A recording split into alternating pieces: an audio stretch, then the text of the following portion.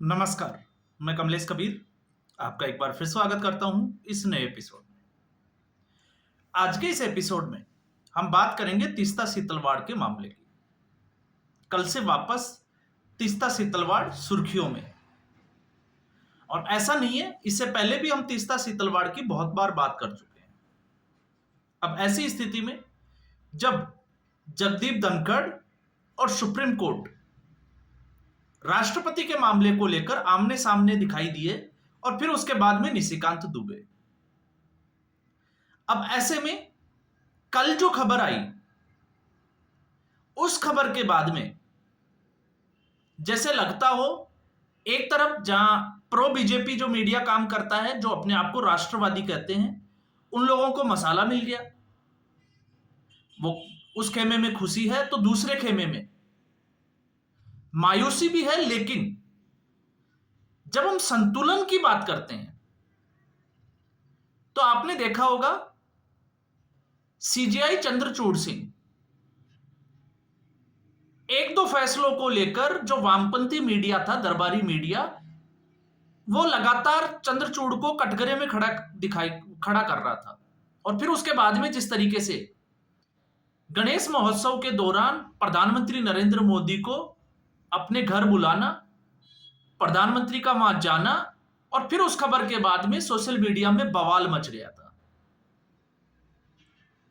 अब ऐसी स्थिति में इन लोगों का आकलन जो है वो भी धराशायी हो जाता है, क्योंकि या तो चंद्रचूड़ उनके लिए सही थे या तो फिर उनके लिए पूरे तरीके से गलत थे।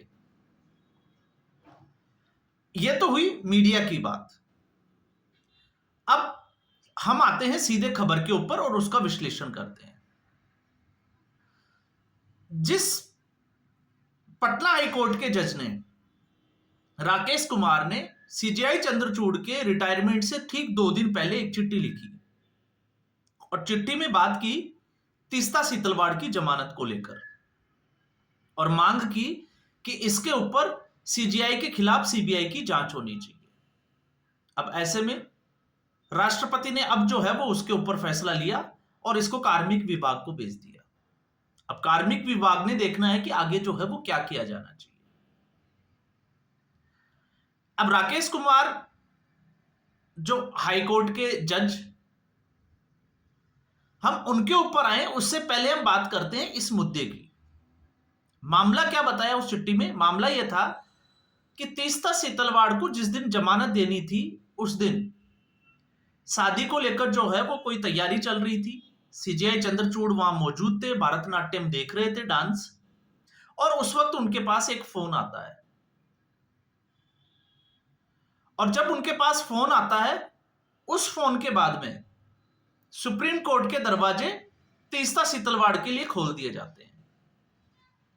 पहले 2 जजों की बेंच सुनवाई करती है, लेकिन मामला जो है वो बहुमत की तरफ नहीं जाता। एक जो है वो पक्ष में होता है तो दूसरा विपक्ष में, मतलब वो उससे सहमत नहीं होता। तुरंत जो है वो 3 जजों की बेंच जो है उसका गठन किया जाता है, जिसकी अगुवाई करते हैं बीआर गवई, और दूसरे जो जज थे वो थे दीपांकर दत्ता और एएस बोपन्ना।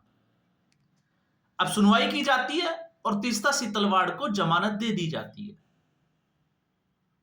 यह थी वो कहानी।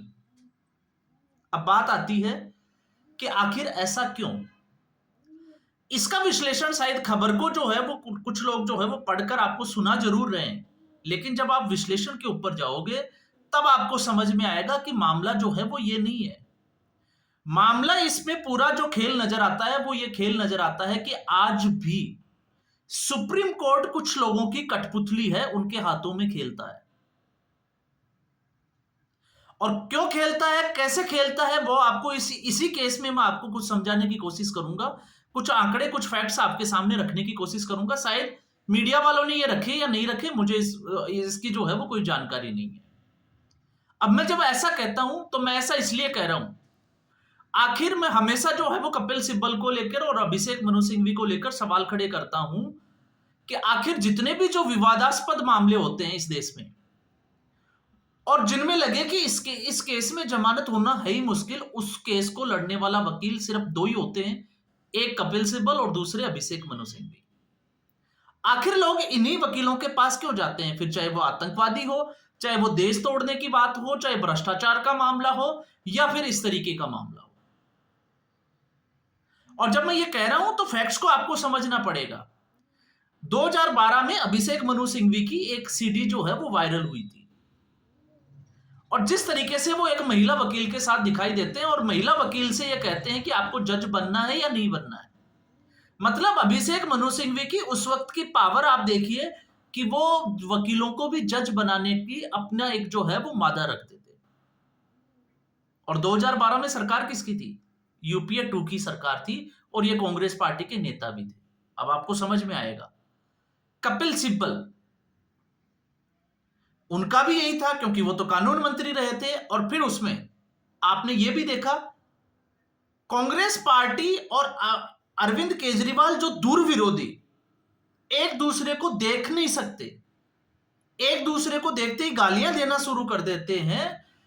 वही अरविंद केजरीवाल जब भ्रष्टाचार के मामले में फंस जाते हैं तो उनको एक भी वकील दिखाई नहीं देता, जबकि आम आदमी पार्टी में ही जब शुरुआत हुई थी तो 1 करोड़ का चंदा देकर उसको शुरू कराने वाले प्रशांत भूषण, वो भी तो सुप्रीम कोर्ट के वकील थे। उनके फादर भी जो है वो सुप्रीम कोर्ट के वकील रहे थे। लेकिन अरविंद केजरीवाल उनके पास नहीं गए, अरविंद केजरीवाल अभिषेक मनु सिंघवी के पास गया, क्योंकि यही इकोसिस्टम था जिसने सुप्रीम कोर्ट की नब्ज पकड़ रखी थी, कठपुतली बना रखा था। वरना जो सुप्रीम कोर्ट राष्ट्रपति को आज जो है वो आदेश देने की हिम्मत रखता है, वो राम मंदिर का फैसला लेने की हिम्मत क्यों नहीं दिखाया? वो भी तो सालों से लटका हुआ था। आज वो राष्ट्रपति पे आरोप लगा सकते हैं, राज्यपाल को कह सकते हैं कि आप 3 महीने से ज्यादा लंबित नहीं रख सकते। तो सुप्रीम कोर्ट और हाई कोर्ट और जो सेशन कोर्ट है उसमें पूरे भारतवर्ष में कितने ऐसे मुकदमे हैं जो लंबित पड़े हैं 20-20 साल से, सुप्रीम कोर्ट उसके ऊपर नहीं बोलता। और जब दिल्ली हाई कोर्ट यह मानता है कि अरविंद केजरीवाल की गिरफ्तारी अवैध नहीं है, उसके खिलाफ पर्याप्त साक्ष्य और सबूत है, तो फिर सुप्रीम कोर्ट उसको जमानत कैसे दे सकता है? वो भी पीएमएलए एक्ट में। आप सोच के देखिए, गंभीर धाराओं में जब मुकदमा दर्ज हो और अभिषेक मनु सिंघवी उसको लोकसभा चुनाव के लिए भी जो है वो जमानत दिलवा दे, और ठीक ऐसे ही मामले में हेमंत सोरेन की जमानत जो है वो रद्द हो जाती है। क्यों? हेमंत सोरेन किसी पार्टी के मुखिया नहीं थे? क्या वो चुनाव नहीं लड़ रहे थे झारखंड से? आप सोच के देखिए। और फिर उसके बाद में अरविंद केजरीवाल को जमानत दे दी जाती है। दूसरा, जब हम इस मुद्दे में आते हैं, जब मैं ये कहता हूं तो ये आरोप जो है वो साधारण नहीं है। आपको समझना पड़ेगा तीस्ता सीतलवाड़ है कौन। तीस्ता सीतलवाड़ 1962 में, जिनका मुंबई में जन्म हुआ, लेकिन आपको समझना पड़ेगा उनके दादाजी कौन थे। उनके दादाजी एमसी सीतलवाड़ भारत के पहले अटॉर्नी जनरल थे। सरकार किसकी थी? कांग्रेस पार्टी की। एक वरिष्ठतम वकील, दमदार वकील, और सरकार किसकी थी? कांग्रेस की। और जब यह मामला शुरू हुआ तब भी आप इसकी क्रोनोलॉजी को अगर आप समझने की कोशिश करोगे तो आपकी आंखें जो है वो खुली की खुली रह जाएगी। कैसे? उसको अगर आप समझोगे।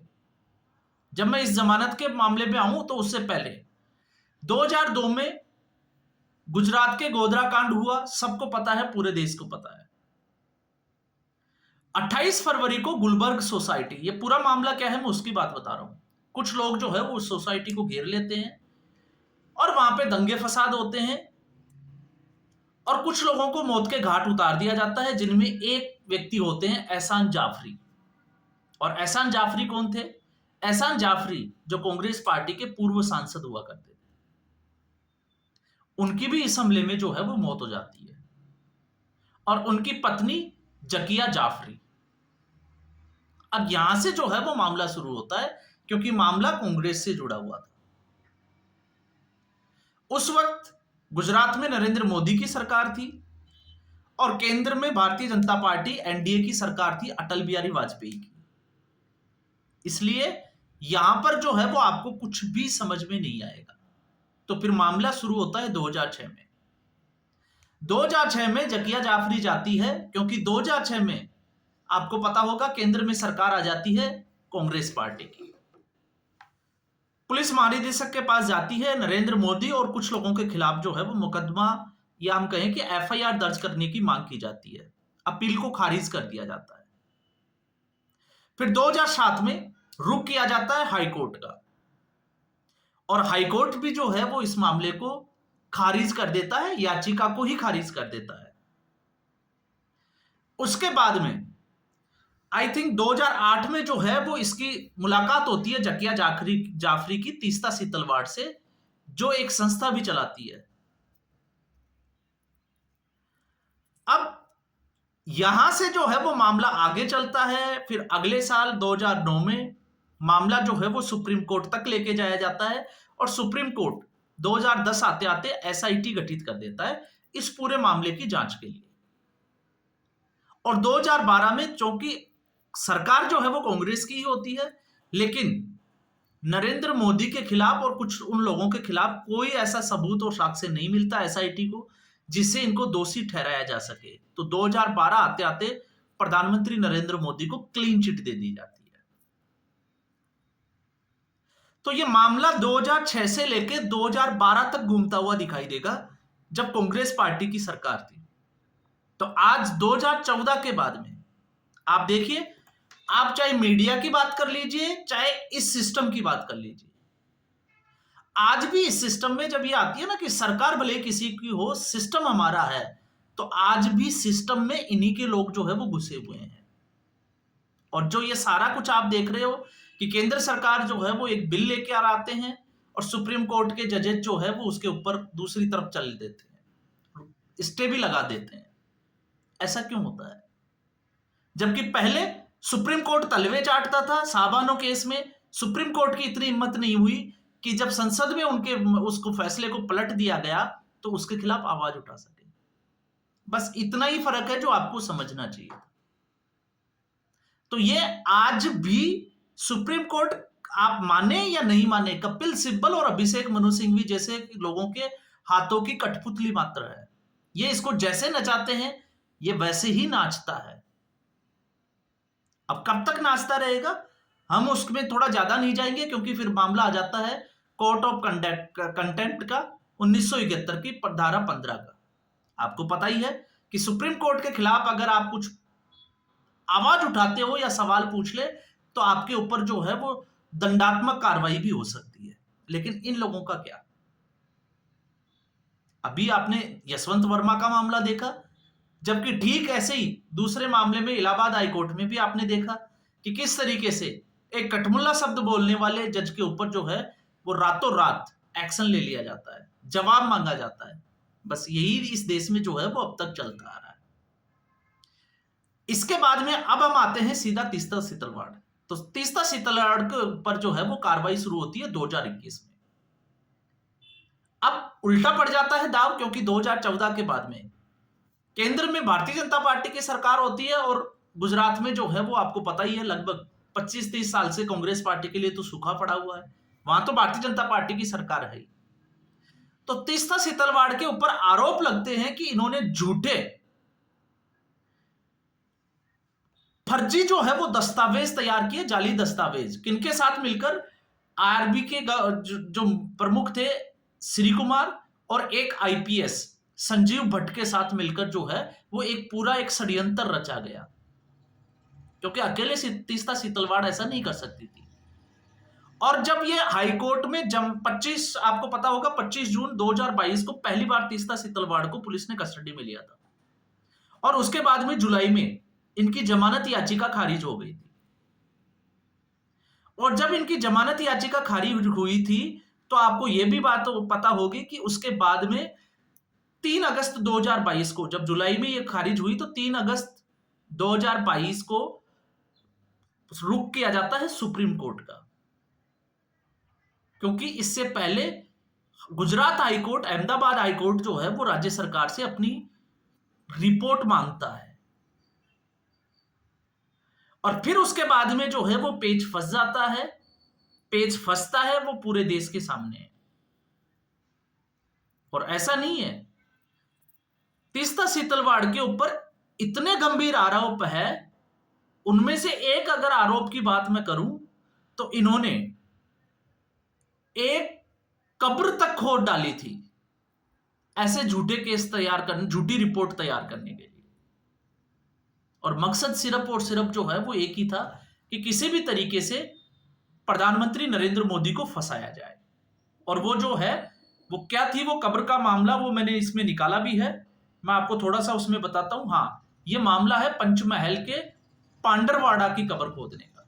आप गूगल पर जाकर जो है वो सर्च करिए, आपको आइडिया लग जाएगा कि पूरा मामला था क्या। और उसके बाद में सुप्रीम कोर्ट का रुख किया जाता है। और सुप्रीम कोर्ट का रुख किस तरीके से किया जाता है, ठीक उसी दिन जिस दिन अहमदाबाद हाईकोर्ट जमानत याचिका खारिज करता है और हाथों हाथ तीस्ता सितलवाड़ को ऑर्डर देता है कि वो सरेंडर कर दें। इसीलिए जो है वो सुप्रीम कोर्ट का रुख किया जाता है। और जब सुप्रीम कोर्ट का रुख किया जाता है तो सुप्रीम कोर्ट के रुख करने के बाद में उस वक्त सॉलिसिटर जनरल ने एक दलील दी थी कि आप गुजरात हाई कोर्ट का जो ऑर्डर है उसके ऊपर आप स्टे नहीं लगाने के बजाय आप तीस्ता सितलवाड़ को सरेंडर के लिए टाइम जो है वो आप बढ़ा दीजिए, 1 महीने का टाइम और दे दीजिए। लेकिन सुप्रीम कोर्ट ने एक नहीं सुनी। उल्टा बीआर गवई ने यह तक बोल दिया कि अगर 8 दिन तीस्ता सितलवाड़ और बाहर रह जाएगी तो उससे क्या नुकसान हो जाएगा। अब आप सोच के देखिए, मानसिकता देखिए आप सुप्रीम कोर्ट के जज की, कि तीस्ता सितलवाड़ को तुरंत सरेंडर करने का जो ऑर्डर है उसमें अंतरिम राहत दी जाती है, 8 दिन की जो है वो बेल दी जाती है। और यह कहा जाता है कि 8 दिन वो बाहर रह जाएगी तो उससे क्या हो जाएगा। तो आप सोच के देखिए, अगर वो 8 दिन अंदर और रह जाती तो उससे क्या हो जाता। पहले भी तो वो कस्टडी में थी 2022 से, ये तो मामला 2023 का आ गया ना। और फिर उसमें उस अंतरिम राहत को जो है वो चेंज किया जाता है रेगुलर बेल में। तो ये पूरा एक खेल जो है वो परपंच समझ में आता है कि सुप्रीम कोर्ट क्या सोचता है। और ठीक उसी दिन, आज तक आप मुझे बताइए देश के इतिहास में सुप्रीम कोर्ट जो रात को दरवाजे अपने खोलता हो एक फोन कॉल पे, तो जरूरी है कि वो फोन कॉल किसका था। आज आप सीधे जो है वो सुप्रीम कोर्ट का रुख करते हो तो पहले आपको जो है वो अपनी याचिका रजिस्टर करवानी पड़ती है, उसके बाद में आपकी एक डेट मिलती है, नंबर लगता है, उसके बाद आपकी सुनवाई होती है। लेकिन ठीक हाईकोर्ट में, गुजरात हाईकोर्ट में जमानत याचिका रद्द होती है और ठीक उसी दिन सुप्रीम कोर्ट में ले लिया जाता है, जबकि ऐसा जो है वो न्यायपालिका का प्रोसीजर में नहीं आता। और 1-2 जजों की बेंच जो है वो फैसला नहीं ले पाती तो उसके तुरंत बाद जो है वो 3 जजों की एक बेंच गठित की जाती है। तो वो बेंच गठित नहीं की जाती, वो आदेश दिया जाता है कि आपको तीस्ता सितलवाड़ को जमानत देनी है, क्योंकि उसी जो भरतनाट्यम जो डांस देखा जा रहा था वहां पर कपिल सिब्बल भी मौजूद थे। और इस तीस्ता सितलवाड़ केस के वकील थे वो कपिल सिब्बल ही थे। तो अब शायद मुझे लगता है कि आपको ये पूरा माजरा समझ में आया होगा। ये है हमारे देश की न्यायपालिका। और ये हमारे देश के जो न्यायाधीश है जो अपने आप को भगवान समझ बैठे हैं, जिनके घरों से आज करोड़ों रुपए के जो है वो केस बरामद होता है। और आप सोच के देखिए, इनके ऊपर कोई कार्रवाई भी नहीं कर सकता, इनकी कोई जांच नहीं कर सकता। ये तो आग लगी तो ये पोल खुल गई कि यहां पर ऐसी जो है वो हुआ। आप सोच के देखो, अगर आग नहीं लगती तो फिर क्या खेल चल रहा था। तो आपको यह भी सोचना पड़ेगा कि आखिर तीस्ता सितलवाड़ को जमानत मिल कैसे गई, और मिली तो फिर वो कहां गया मोटा माल। और दूसरा, अरविंद केजरीवाल को भी जमानत कैसे मिली, उसको भी जो है वो थोड़ा सा सोचना चाहिए। तो आज के एपिसोड में बस इतना ही। उम्मीद करूंगा वीडियो एपिसोड आपको पसंद आया होगा। वीडियो को लाइक करें, शेयर करें, चैनल जरूर सब्सक्राइब करें। धन्यवाद।